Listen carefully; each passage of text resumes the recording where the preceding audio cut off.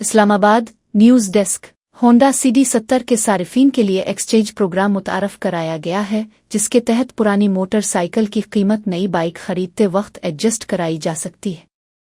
دستیاب معلومات کے مطابق اس سہولت سے فائدہ اٹھانے کے لیے صارف کو اپنی پرانی موٹر سائیکل قریبی ایٹلس ہونڈا ڈیلرشپ پر لے جانا ہوگی۔ وہاں ماہرین بائیک کی حالت، ماڈل اور دیگر ضروری عوامل کا جائزہ لینے کے بعد اس کی ایکسچینج ویلیو طے کریں گے۔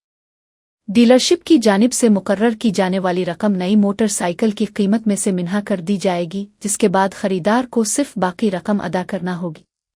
اس طریقہ کار سے صارف کو پہلے پرانی موٹر سائیکل فروخت کرنے اور پھر نئی بائیک خریدنے کی زحمت کم ہو سکتی ہے۔